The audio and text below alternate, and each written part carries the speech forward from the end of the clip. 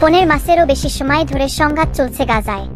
সহিংসতার অবসানের জন্য ইসরায়েল ও হামাসের মধ্যে একটি যুদ্ধবিরতি চুক্তি হয়েছে, কিন্তু এ পর্যন্ত কি পরিমাণ ক্ষতি হয়েছে এই লড়াইয়ে? 2023 সালের 7 অক্টোবর হামাস ইসরায়েলে আক্রমণের পর থেকে এই সংঘাতের শুরু হয়েছে। হামাসের ওই হামলায় প্রায় 1200 মানুষ নিহত হন এবং 251 জনকে জিম্মি করা হয়। এর প্রতিশোধ নিতে গাজায় ব্যাপক ধ্বংসযজ্ঞ চালায় ইসরায়েল। সেখানে মানবিক সংকট এখন প্রকট আকার ধারণ করেছে। হামাস পরিচালিত স্বাস্থ্য মন্ত্রণালয়ের মতে, ইসরায়েলের সামরিক অভিযান চলাকালে 46,000-এর বেশি ফিলিস্তিনি নিহত হয়েছেন এবং গাজার অধিকাংশ অবকাঠামো বিমান হামলায় ধ্বংস হয়ে গেছে।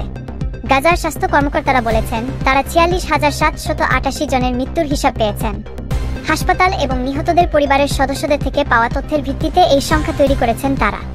স্বাস্থ্য মন্ত্রণালয়ের তথ্যমতে 2024 সালের 7 অক্টোবর পর্যন্ত, অর্থাৎ সংঘাতের এক বছরে শনাক্ত হওয়া মৃতদের মধ্যে 59% ছিল নারী, শিশু ও বৃদ্ধ। তবে নভেম্বর মাসের জাতিসংঘের বিশ্লেষণে নিহতের মধ্যে নারী এবং শিশুর সংখ্যা 70% পর্যন্ত বলে উল্লেখ করা হয়েছে। স্বাস্থ্য মন্ত্রণালয় আরও বলেছে, 1,10,453 জন ফিলিস্তিনি এই সংঘর্ষে আহত হয়েছেন। বিশ্ব স্বাস্থ্য সংস্থা 3 জানুয়ারি এক প্রতিবেদনে জানায়, এই আহতদের মধ্যে 25%-এর আঘাত এতটাই গুরুতর যে তাদের জীবন আর আগের অবস্থায় ফিরবে না।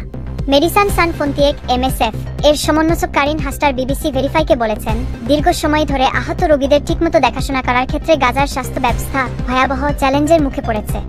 ল্যান্সেট মেডিকেল জার্নালে সম্প্রতি একটি প্রবন্ধে বলা হয়, নিহতের সংখ্যা মন্ত্রণালয়ের হিসাবের চাইতেও উল্লেখযোগ্য হারে বেশি হতে পারে।